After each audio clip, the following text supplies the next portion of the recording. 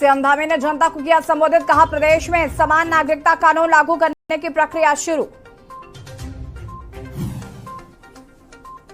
हरीश रावत का मौन उपवास, कोरोना योद्धाओं पर लाठीचार्ज के विरोध में कहा मानवीय संवेदनाओं का रखा जाना चाहिए ध्यान। देहरादून नगर निगम पार्षद मीना बिष्ट की राज्य आंदोलनकारी बलदानी पर अभद्र टिप्पणी का चौतरफा विरोध, कांग्रेस ने किया निलंबित। कर्मचारी कल्याण बोर्ड में हुए घपले की एसआईटी जांच पर बोले हरक, कहा भाजपा विधायकों पर भी जांच की आज। धर्म संसद नहीं महापंचायत, स्वामी आनंद स्वरूप का बयान, कहा धारा 144 लगाकर विवाद को जन्म दे रहा प्रशासन। उत्तरकाशी में जंगल की आग हुई बेकाबू, धू धू कर जल रहे जंगल, लाखों की वन संपदा हुई राख। आप देख रहे हैं के न्यूज, खबरों का सारथी। नमस्कार, खबर उत्तराखंड में आप सभी का स्वागत है। मैं हूं आपके साथ यशी शुक्ला और आपको खबर बता देते हैं। सीएम पुष्कर सिंह धामी आज रुद्रपुर दौरे पर हैं। मुख्यमंत्री पुष्कर सिंह धामी आपको बता दें कि रुद्रपुर दौरे पर हैं। सीएम कार्यकर्ताओं के साथ करेंगे बैठक। सीएम रुद्रपुर में एक निजी अस्पताल का करेंगे शुभारंभ। मुख्यमंत्री पुष्कर सिंह धामी का आज रुद्रपुर दौरा, एक निजी अस्पताल का शुभारंभ करेंगे मुख्यमंत्री।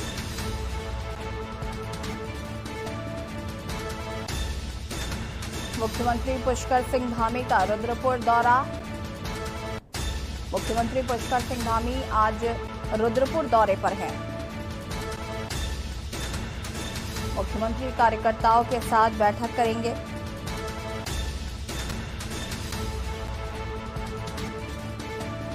मुख्यमंत्री रुद्रपुर में एक निजी अस्पताल का शुभारंभ करेंगे। मुख्यमंत्री पुष्कर सिंह धामी का रुद्रपुर दौरा आज।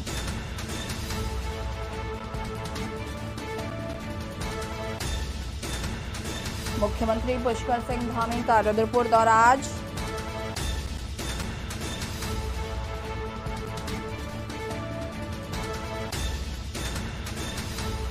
मुख्यमंत्री पुष्कर सिंह धामी का रुद्रपुर दौरा आज, एक निजी अस्पताल का करेंगे शुभारंभ।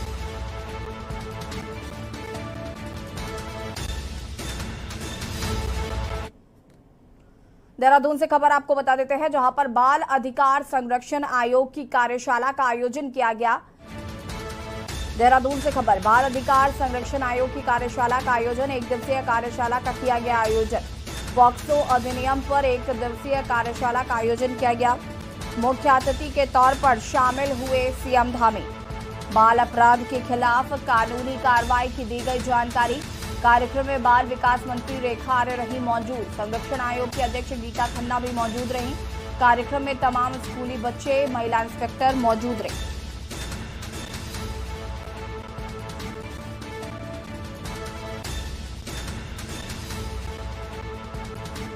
कार्यक्रम में बाल विकास मंत्री रेखा आर्य भी रही मौजूद। संरक्षण आयोग की अध्यक्ष गीता खन्ना भी रही मौजूद।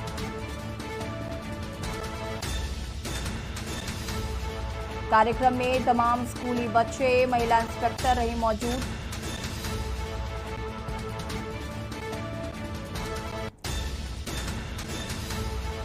देहरादून से खबर।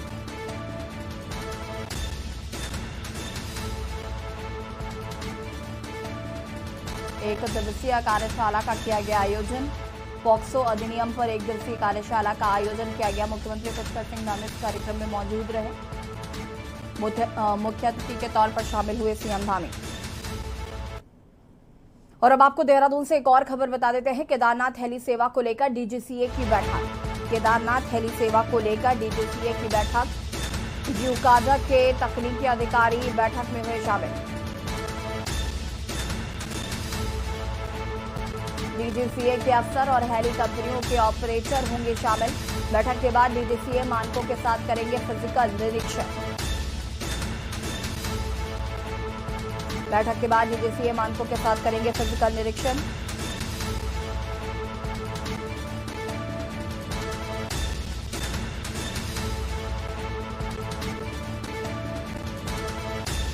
यूकाडा के तकनीकी अधिकारी बैठक में होंगे शामिल। और इसी खबर पर ज्यादा जानकारी के लिए उत्तराखंड ब्यूरो चीफ राजेश वर्मा जी हमारे साथ फोन लाइन पे जुड़ चुके हैं। राजेश जी, डीजीसीए के जो ऑफिसर हैं वो केदारनाथ में जो हेली सेवा शुरू होनी है उसको लेकर एक बैठक की जा रही है। इस बैठक में क्या कुछ खास होने वाला है?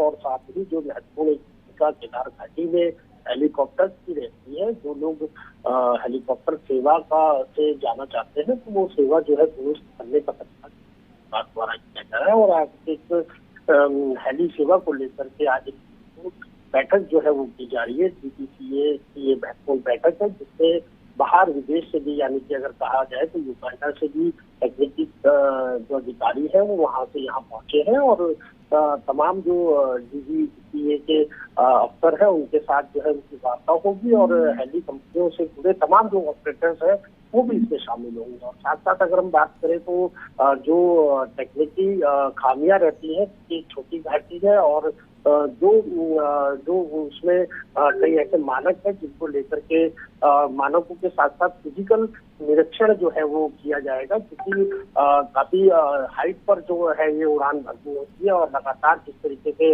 अब श्रद्धालु बढ़ेंगे तो कहीं ना कहीं कहा जा सकता है कि एक बड़ी संख्या में जो है लोगों ने अपने हेली सेवा के लिए रजिस्ट्रेशन जो है वो करा लिया है। और इस बार जो है उम्मीद है कि हेलीकॉप्टर की सेवा जो है वो महत्वपूर्ण होगी और काफी बड़ी संख्या में जो है यात्री जो है इस बार हेली द्वारा जो है केदार घाटी पे केदार बाबा के दर्शन कर पाएंगे। तो तमाम इन चीजों को लेकर के एक निरीक्षण जो है वो किया जा रहा है। फिजिकल टेस्ट से लेकर तमाम जो हेलीकॉप्टर जो उड़ान भरेंगे उनका फिजिकल टेस्ट होगा और किस तरीके से आगे की रणनीति जो है वो बनाई जाएगी हेलीकॉप्टर जो अधिकारी है उनके साथ। तो ये तमाम चीजें हैं जिनको लेकर के आज महत्वपूर्ण बैठक जो है डीजीसीए की होने जा रही है।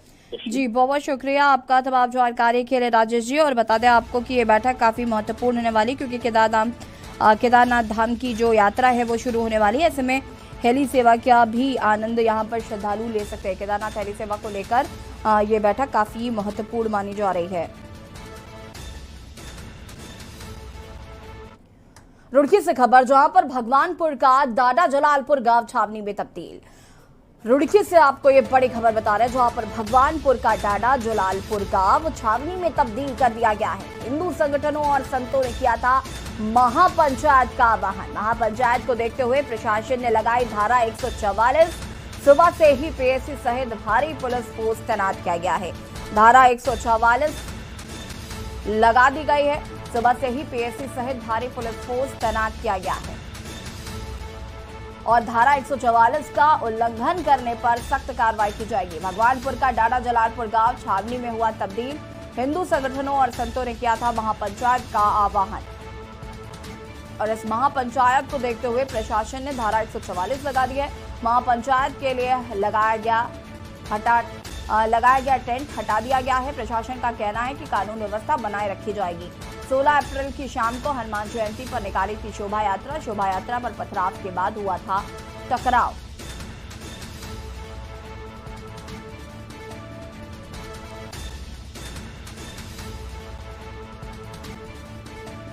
प्रशासन का कहना है कि कानून व्यवस्था बनाए रखी जाएगी।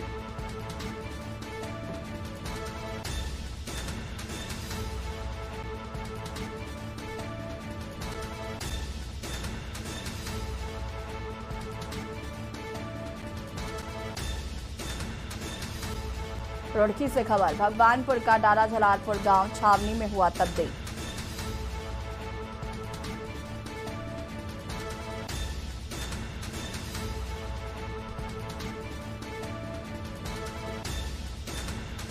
और इसी खबर पर ज्यादा जानकारी के लिए हमारा संवाददाता प्रिंस बोलने पे जुड़ चुके हैं। प्रिंस, क्या कुछ जानकारी है इस पूरे मामले को लेकर, क्योंकि जिस तरीके से धारा 144 लागू की गई है, सुबह से ही भारी पुलिस बल जो है वो तैनात किया गया है, किस तरीके का माहौल देखने को मिल रहा है? जी बिल्कुल, आपको बता दूं कि जैसा कि हिंदू संगठनों ने आज संतों की महापंचायत का आह्वान डाटा जलालपुर में किया था, योगी शोभा यात्रा पे पथराव के मामले को लेकर हुआ था, उसको लेकर कहीं ना कहीं पूरी तरह से पुलिस प्रशासन और अमला जो है पूरी तरह से सतर्क हो गया है। वहीं जिला अधिकारी और एसएसपी हरिद्वार ने कल पत्रकार वार्ता करके साफ तौर पर बताया था कि डाटा जलालपुर ग्राम के आसपास के 5 किलोमीटर का जितना भी एरिया है उसमें धारा 144 लागू कर दी गई है। और भारी मात्रा में मैं आपको बताना चाहूंगा, फिलहाल डाटा जलालपुर में तकरीबन 500 से ज्यादा जो है पुलिस के जवान, जिसमें पुलिस के जवान है, पीएससी के जवान है और अन्य सभी जवान यहाँ पर मौजूद है। और किसी भी तरह की महापंचायत पर जो रोक लगा दी गई है। वहीं हिंदू संगठनों में काली सेना के द्वारा जो कल देर शाम यहाँ पर टेंट लगा दिया गया था, जो शिव मंदिर है यहाँ पर जिसमें महापंचायत होने जा रही थी संतों की, पूरे मामले को लेकर उस टेंट को भी यहाँ से उखाड़ दिया गया है पुलिस प्रशासन के द्वारा, क्योंकि धारा 144 लागू। और साथ ही साथ हमारी जब अधिकारियों से भी बात हुई है तो पुलिस अधिकारियों का कहना है कि तकरीबन 9 जो लोग हैं उन्हें हिरासत में भी लिया गया है और किसी भी तरह की महापंचायत नहीं होने दी जाएगी, क्योंकि साफ तौर पर सुप्रीम कोर्ट की गाइडलाइन के भी आदेश हैं, जिन आदेशों का पालन किया गया है। और पूरा गांव जो है मैं बताना चाहूंगा छावनी में तब्दील कर दिया गया है और प्रशासन का कहना है कि कानून व्यवस्था बनाई रखी जाएगी और किसी भी तरह की यहाँ पर महापंचायत नहीं होने दी जाएगी। वहीं अभी बात करें हाल की, यहाँ जो है एसएसपी हरिद्वार और जिलाधिकारी जो हरिद्वार है वो यहाँ पर पहुंचे हैं और उन्होंने साफ तौर पर मीडिया से रूबरू होते हुए कहा है कि फिलहाल मैं आपसे ये भी जानना चाहूंगी कि यहाँ पर छावनी में तब्दील कर दिया गया है, धारा 144 लगा दी गई है, जो महापंचायत के लिए टेंट लगाया गया था वो भी हटा दिया गया है। क्या हिंदू संगठनों की तरफ से किसी तरीके का कोई बयान दिया गया है, कोई नाराजगी जताई जा रही है? जी बिल्कुल, आपको बताना चाहूंगा कि कहीं ना कहीं हिंदू संगठनों ने जैसा कि महापंचायत का ऐलान किया था इस पूरे मामले को लेकर, तो कहीं ना कहीं हिंदू संगठनों को जो संत है, महात्मा है, उन कई लोगों को गिरफ्तार करके नजरबंद भी किया गया है। रुड़की की बात करें तो बताया जा रहा है कि रुड़की में आश्रम है, वहां पर उन्हें नजरबंद किया गया है। अभी हालांकि उनसे संपर्क नहीं हो पाया है, लेकिन साफ तौर पर जो हिंदू संगठन के लोग हैं उनमें कहीं ना कहीं नाराजगी भी देखने को मिल रही है, क्योंकि उनका यही कहना है कि महापंचायत करके आगे की रणनीति बनाई जानी थी, किस तरह की रणनीति है, लेकिन वो सभी संपर्क नहीं हो पाया है। संपर्क होने के बाद आगे बताया जाएगा। लेकिन संगठन के लोगों में कहीं ना कहीं नाराजगी इस बात को देखने को मिल रही है कि पुलिस प्रशासन द्वारा जो इस तरह का रवैया अपनाया गया है इसको लेकर। लेकिन पुलिस प्रशासन की बात करें तो पुलिस प्रशासन का साफ तौर पर कहना है कि शांति व्यवस्था बनाए रखने के लिए पूरा प्रकरण किया गया है, ताकि जो है गांव का माहौल खराब ना हो, क्योंकि पूरा प्रकरण जैसे कि 16 अप्रैल से चला आ रहा है, हनुमान जयंती में शोभा यात्रा में पथराव के बाद से ही माहौल खराब था। तो इस महापंचायत को देखते हुए कहीं ना कहीं यहाँ का गाँव का माहौल खराब होने की अंदेशा जताई जा रही थी, जिसको लेकर ये सारे निर्णय लिए गए हैं। और उसके बाद आगे भी इस तरह की अभी जिलाधिकारी महोदय ने साफ तौर पर कहा है कि आगे भी अभी यहाँ पर व्यवस्था बनाई रखी जाएगी और किसी भी तरह की महापंचायत अभी यहाँ नहीं होने दी जाएगी। जी बहुत बहुत शुक्रिया आपका तमाम जानकारी के लिए। और बता दें आपको कि धारा 144 लागू कर दी गई है और यहाँ पर भारी पुलिस बल तैनात किया गया है, छावनी में तब्दील कर दिया गया है क्षेत्र को और किसी भी तरीके की महापंचायत यहाँ पर ना हो उसका भी खास ख्याल रखा जा रहा है। और देहरादून से आपको एक और खबर बता देते हैं, उत्तराखंड में आग की घटनाओं का तांडव लगातार बढ़ता जा रहा है। देहरादून से खबर, उत्तराखंड में आग की घटनाओं का तांडव लगातार बढ़ रहा है, बढ़ती जा रही हैं आग की घटनाएं। गढ़वाल से लेकर कुमाऊं तक फैली जंगलों में आग, 24 घंटे में सर्वाधिक 124 मामले आग के सामने आ चुके हैं। गढ़वाल में करीब 523 और कुमाऊं में करीब 625 आग की घटनाएं अब तक हो चुकी हैं। संरक्षित वन्यजीव इलाकों सहित 68 घटनाएं शामिल हैं। करीब 1872 वन इससे प्रभावित हुए हैं। 50 लाख की वन संपत्ति का अब तक नुकसान हो चुका है। आग लगने से 4 लोग घायल बताए जा रहे हैं और एक व्यक्ति की मौत भी हो चुकी है। आपको बता दें कि उत्तराखंड में लगातार आग की घटनाएं बढ़ती जा रही हैं और इससे कहीं ना कहीं वन विभाग भी चिंता का विषय बना हुआ है, वन विभाग के लिए भी, कि किस तरीके से आग की घटनाओं को रोका जाए। हालांकि लगातार आग फैलती ही जा रही है, जगह जगह से वनाग्नि की खबरें सामने आ रही हैं।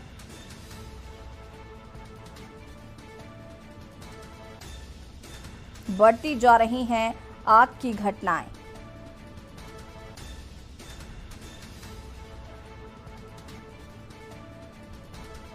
और इसी खबर पर ज्यादा जानकारी के लिए उत्तराखंड ब्यूरो चीफ राजेश वर्मा जी हमारे साथ फोन लाइन पर जुड़ चुके हैं। राजेश जी, वनाग्नि की अगर हम बात करें उत्तराखंड में तो लगातार बढ़ती जा रही है। हालांकि उत्तराखंड में आगजनी वनाग्नि बहुत ही आम घटना है, यहाँ अक्सर ऐसा देखने को मिलता है, लेकिन इस बारी अगर हम बात करें तो लगातार आग बढ़ती जा रही है, इन पर काबू नहीं हो पा रहा है। करीब 1800 से ज्यादा वन प्रभावित है, 50 लाख की वन संपत्ति का नुकसान हो चुका है। देखिए बिल्कुल जैसे इसमें कोई दो राय नहीं है कि लगातार जो जंगलों में लग रही है आग वो लगातार भड़क रही है और लगातार जो है जंगल जो है वो प्रभावित हो रहे हैं, जलकर साफ हो चुके हैं। अगर अब तक की बात करें तो काफी नुकसान जो है वो वन संपदा को हो चुका है, वन जीवों को हो चुका है। जो अनुमानित आंकड़ा जो सामने चल करके आया है जिससे 50 लाख का वन संपत्ति से नुकसान जो है लगभग बताया गया है और इससे 4 लोग घायल भी हुए हैं जलने की वजह से और इसकी मौत भी हुई है। और साथ साथ अगर हम बात करें तो देखिए अभी तक जो है 20 से 25 दिन जो है इस आगजनी की घटना को हो चुकी है और अब जब ये जंगल की आग गढ़वाल से लेकर कुमाऊं तक के जो दोनों मंडल हैं उत्तराखंड के, उसमें भयावह रूप जो है वो ले चुकी है और अभी तक कोई निष्कर्ष निकल के नहीं आया है कि आखिरकार इस पर आग पर जो है काबू किस तरीके से पाया जाए। और अभी तक अगर हम बात करें तो यही सबसे बड़ी बात ये भी है कि 2004 में जो हम देखते थे कि राजधानी देहरादून का टेम्परेचर जो है सामान्य रूप पर जो है 33 और 34 पाया जाता था, तो लेकिन इस बार जो है टेम्परेचर इस समय की पोजीशन के हिसाब से बताया तो इस समय मैं आपसे बात कर रहा हूँ तो 40 डिग्री सेल्सियस से ऊपर बढ़ चुका है। तो आप इससे अंदाजा लगा सकते हैं कि गर्मी का प्रकोप जो है वो लगातार बढ़ रहा है। पानी की किल्लत जो है प्रदेश के अंदर देखी जा रही है, बिजली कटौती जो है वो लगातार हो रही है और सरकार जो है वो लगातार समीक्षाएं जो है वो बैठकों का दौर जो है तमाम विभागों के साथ चल रहा है, लेकिन अभी फिलहाल धरातल पर कुछ ऐसा निष्कर्ष निकल के नहीं आया है जैसे कि जिस पर आग पर भी काबू पाया जाए और जो तमाम जो समस्या जो है आम जनता के बीच में आ रही है उन पर काबू पाया जाए। और गर्मी जो है वो प्रचंड रूप से जो है वो लगातार बढ़ रही है। जैसे मैंने आपको अभी उदाहरण के तौर पर बताया कि 2004 में जिस तरीके से टेम्परेचर होता था और अभी जिस समय मैं अपने दर्शकों को ये जानकारी दे रहा हूँ कि 40 टेम्परेचर जो है अधिकतम इस समय देहरादून का पहुंच चुका है। तो ये सोचने वाली बात है कि जिस तरीके से जो है लगातार ग्लेशियर जो है वो पहाड़ों पर पिघल रहे हैं तो कहीं ना कहीं इस प्रकृति में जो है एक नया रूप जो है वो आने वाले भविष्य में ना मिले तो कहीं ना कहीं बड़ा खतरा जो है वो वैज्ञानिकों के हिसाब से जो है वो भी बनता हुआ दिखाई दे रहा है। तो अब इस पे बहुत जल्दी जो है इस पर काबू पाना पड़ेगा वरना बड़ी संपदा जो है वो जल करके राख हो जाएगी। जिस तरीके से आगे चारधाम यात्रा भी आने वाली है, मई में शुरू हो जाएगी। जो पर्यटक बाहर से आएंगे वो पहाड़ों को अगर धबकता हुआ देखेंगे तो भयभीत होने की आशंका जो है वो स्वाभाविक है और इसकी वजह से जो है यात्रा भी प्रभावित हो सकती है। तो कहा जा सकता है कि आग पर काबू पाना है सरकार को, उस पर कोई जल्द ही निष्कर्ष निकले वरना ये बिल्कुल राजेश जी देखना होगा कि क्या कुछ निष्कर्ष निकल कर आता है। फिलहाल आपका बहुत शुक्रिया तमाम जानकारी के लिए। बता दें कि अब तक आग लगने से 4 लोग घायल और 1 व्यक्ति की मौत बताई जा रही है। और यहाँ रुके छोटे से ब्रेक के लिए जल्द हाजिर होता है। आप देख रहे हैं के न्यूज, खबरों का सारथी।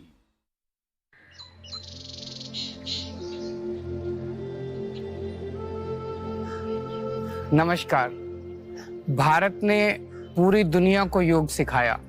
मैं खुद भी रोज योग करता हूँ, इससे बहुत फायदा होता है।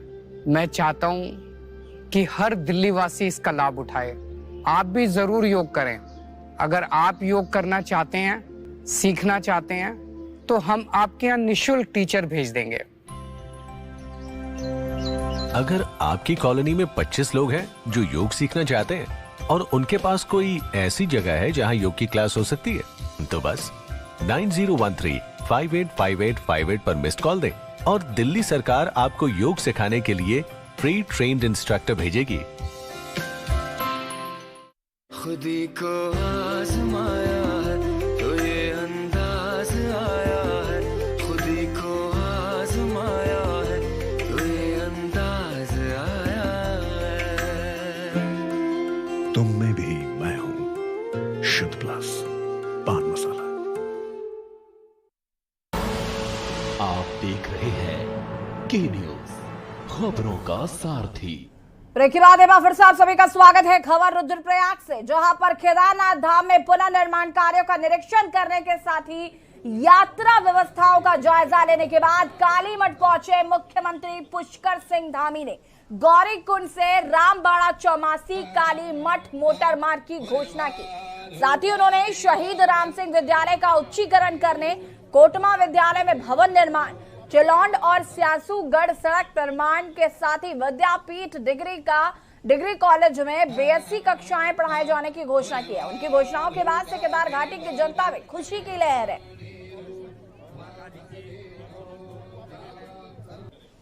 चल रहा है, एक चरण का काम वहाँ पर पूरा हो गया है, दूसरे चरण का काम वहाँ पर प्रगति पर है और उसका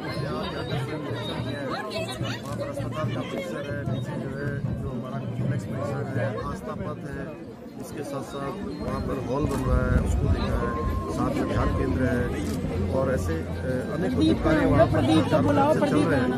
उन सभी कार्यों को देखा है कि क्योंकि बर्फ जम जाती है नवंबर के बाद काम करना कठिन हो जाता है। इस समय में जितने मजदूर लगे हुए हैं और उन काम करने वाले मजदूरों की संख्या बढ़ाने के लिए भी कहा है, तेजी से काम करने के लिए कहा है। मैंने सारे अधिकारियों के साथ उसका जायजा लिया और हमारा लक्ष्य है कि जल्दी से जल्दी तेजी से काम माननीय प्रधानमंत्री स्वयं इसकी समीक्षा करते रहते हैं। लगातार उनका इसी तरफ ध्यान रहता है कि जल्दी से जल्दी काम हो।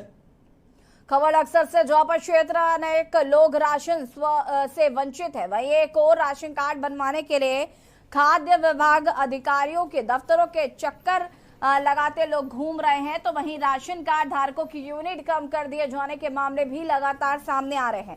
ऐसे में कार्ड धारक भी अपने कार्डों पर यूनिट बढ़वाने के लिए मारे फिर रहे हैं।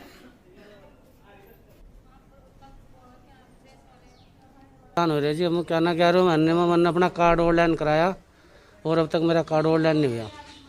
आज भी आया, मैं लंगड़ा लंजा आदमी परेशान होकर मैं बहुत परेशान हूँ।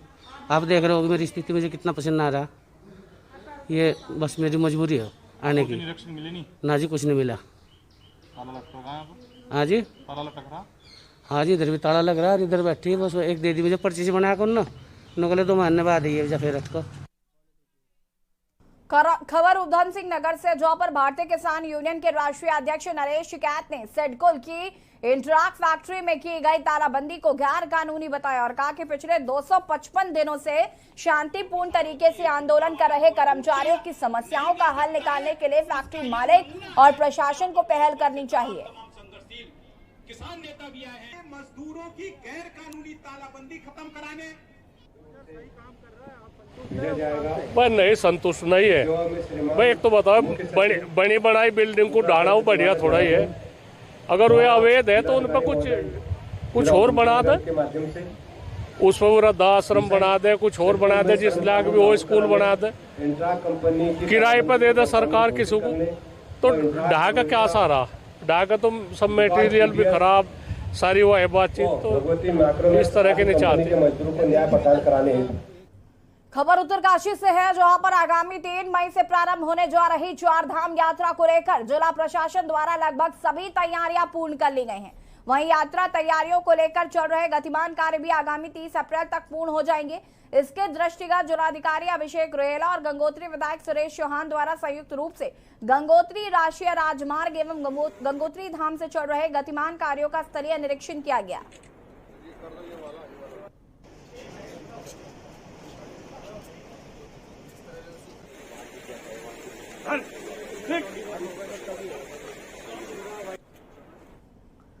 खबर ऋषिकेश से, जो सड़क दुर्घटना में घायल एसडीएम नक्सल संगीता कनौजिया को मंगलवार को अपराह्न 3 बजे एम्स के ट्रॉमा इमरजेंसी सेंटर में भर्ती कराया गया। वहीं चिकित्सकों ने प्रारंभिक जांच में बताया कि वो सर्वाइकल स्पाइन इंजरी से ग्रसित है, साथ ही माथे में गुम चोटें लगी हैं।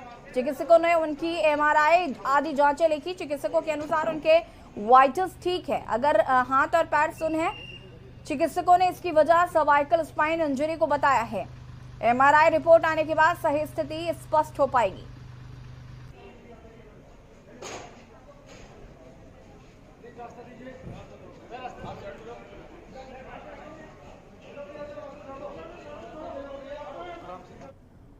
खबर दिनेशपुर से, जहां पर सरस्वती शिशु विद्या मंदिर मदनापुर को निदा इंडस्ट्रीज सुमन निर्मल मिंडा चैरिटेबल के द्वारा स्कूल के कायाकल्प सौंदर्यीकरण, कमरों का प्लास्टर, रंग रोगन, टाइल्स, शौचालय, पंखे, मिनरल वाटर, बाउंड्री वाला बेंच डेस्क के अलावा विद्यालय का विभिन्न कार्य कराया गया। इस संबंध में एक विशाल कार्यक्रम का आयोजन किया गया।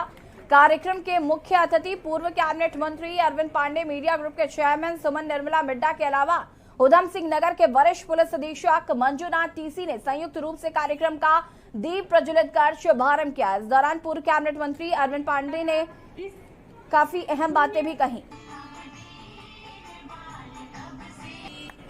ज्योति परम ज्योति। मैं मिंडा ग्रुप को और विशेष तौर पर जो इसकी चेयरपर्सन है हमारी बहन सुमन मिंडा जी, जिन्होंने इस इलाके के लिए CSR फंड के माध्यम से अद्वितीय काम किया है, ऐतिहासिक काम किया है। और हमने जो भी रिकमेंड किया, जो भी हमारी डिमांड थी, जो हमने सूची भेजी, 100% उस सूची को CSR फंड से विद्यालयों का जीर्णोद्धार किया है, चौमुखी विकास किया है। मैं यहाँ का विधायक होने के नाते मैं अपनी तरफ से, अपनी सरकार की तरफ से मैं मिंडा ग्रुप को बहुत बहुत धन्यवाद दूंगा।